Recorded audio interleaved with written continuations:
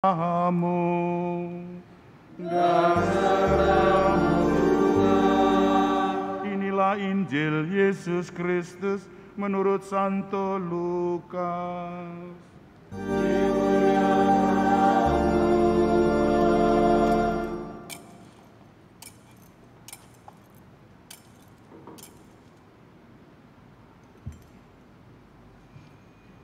Sekali peristiwa, Yesus berbicara kepada orang banyak tentang kerajaan Allah.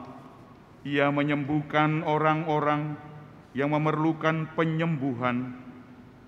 Pada waktu hari mulai malam, datanglah ke-12 murid Yesus kepada Yesus dan berkata, "Suruhlah orang banyak itu pergi, supaya mereka pergi ke desa-desa dan kampung-kampung sekitar sini untuk mencari tempat penginapan dan makanan.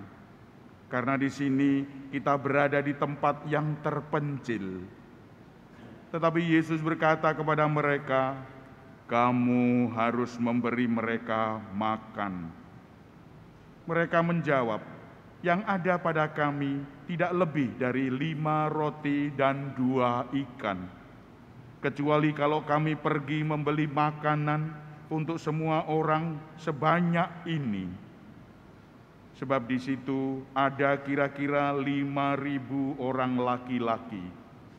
Lalu Yesus berkata kepada murid-muridnya, "Suruhlah mereka duduk berkelompok-kelompok, kira-kira 50 orang setiap kelompok."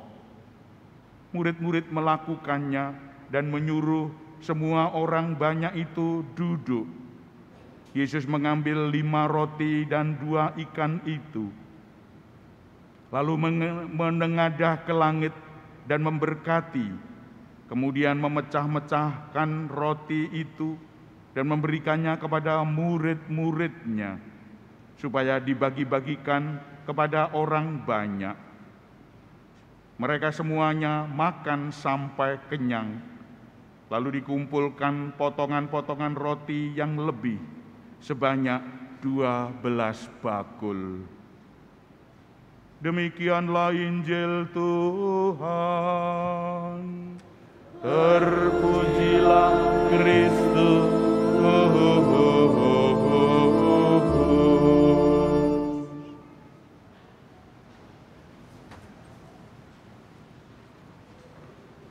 Bapak, Ibu, saudara-saudara yang terkasih, kita sudah cukup lama menjadi Katolik, sudah cukup lama menerima komuni, sudah cukup lama kita memahami ini. Bacaan seperti ini, Yesus memberi makan 5.000 orang, sering kita dengar. Tapi apa hubungannya dengan komuni, tubuh dan darah Kristus? Orang sering menanyakan, apakah Yesus benar-benar betul-betul memberikan tubuhnya untuk diri kita, atau main-mainan saja? Yesus sungguh-sungguh memberikan tubuhnya untuk diri kita. Ibu, bapak, saudara-saudara yang terkasih, kita tidak bermain-main dalam koridor tubuh dan darah Kristus ini. Setelah konsekrasi, inilah tubuhku, inilah darahku, dan diunjukkan kepada Bapak Ibu sekalian, itu sudah menjadi tubuh dan darah Kristus. Kata-kata konsekrasi itu membuat tubuh dan darah Kristus. Roti menjadi tubuh, anggur menjadi darah Kristus. Memang kita tidak caranya memandang, bukan secara fisik, harus secara di balik fisik itu? What is behind the fact? Apa yang di balik fisik itu? Kalau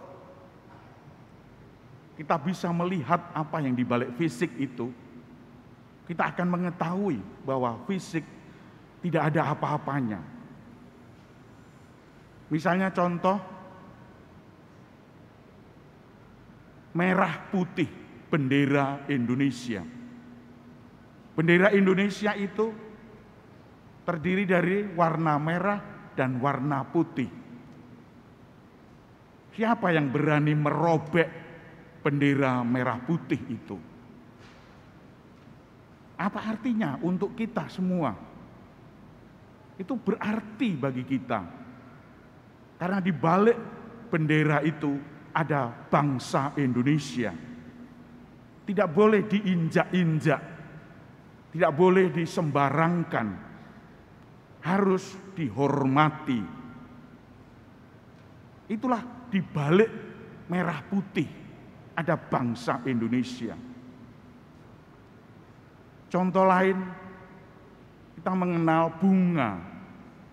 Apa yang ada di balik bunga itu? Bunga kalau diberikan kepada seorang gadis oleh jejaka, wah berbunga-bunga hatinya, gembira. Hanya bunga, apa artinya bunga? Alah, kecil. Tapi bagi gadis itu berarti. Berarti. Maka bunga itu membuat dirinya gembira, semangat, penuh gairah. Itulah Bapak Ibu apa yang ada di balik kenyataan itu. Foto. Apa yang ada di balik foto? Foto untuk yang Allah kecil. Tapi foto tentang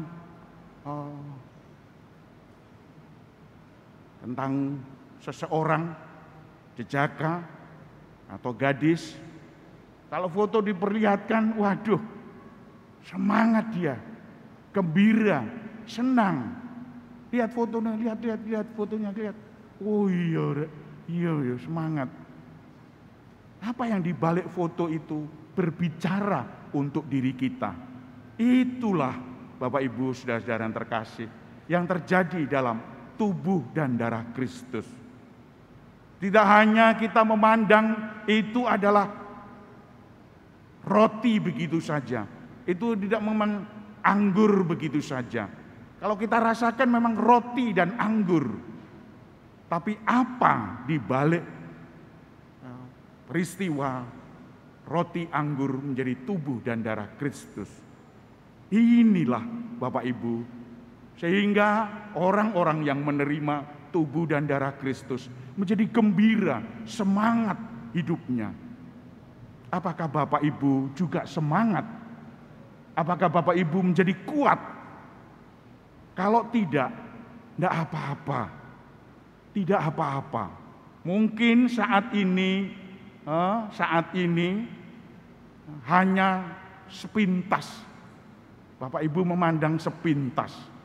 Tapi kelak Bapak Ibu makin hari makin tua memandang tubuh dan darah Kristus begitu gembira. Anak-anak memang kita tidak bisa menyalahkan. Anak-anak ya dimplok selesai. Tapi mereka yang lambat laun usia makin dewasa harus semakin tajam melihat hal ini. Tubuh dan darah Kristus adalah pengorbanan Tuhan untuk diri kita. Sebagaimana Abraham tadi menyerahkan 1/10 kepada Melkisedek, itu adalah dirinya sendiri diserahkan, dipersembahkan untuk Melkisedek, untuk Tuhan. Oleh karena itu Bapak Ibu saudara-saudara yang terkasih, makna inilah yang harus kita bawa dalam hidup sehari-hari. Kita tidak bisa menganggap bahwa ini gereja sombong-sombongan, gereja apus-apusan, tidak. Gereja sungguh-sungguh nyata bahwa Ekaristi adalah Kristus sendiri yang mengorbankan hidupnya. Kristus hanya memakai saya untuk memberkati roti anggur itu menjadi tubuh dan darah Kristus. Memakai tangan saya untuk menggerakkan itu. Maka dari itu Bapak Ibu, saudara-saudara yang terkasih, ada dua hal yang sangat penting, forma dan materia. Forma itu bahan-bahan terpilih, roti anggur. Materia itu kata-kata yang disebutkan dalam itu. Ketika Romo menunjukkan inilah tubuhku, inilah darahku, itu kita harus sambut dengan semestinya. Cara berhormat, ada yang hormat seperti ini, ada yang hormat seperti ini, ada yang memandang saja. Tidak apa-apa, cukup kita menghormati. Syukur kalau kita bisa, ya Tuhanku dan Allahku. Silakan, monggo. Tapi yang disarankan oleh liturgi gereja Katolik adalah menyembah. Jangan domblong saja. Roti anggur diunjukkan, domblong, tingak, tingu. Koyok ketek ketulup.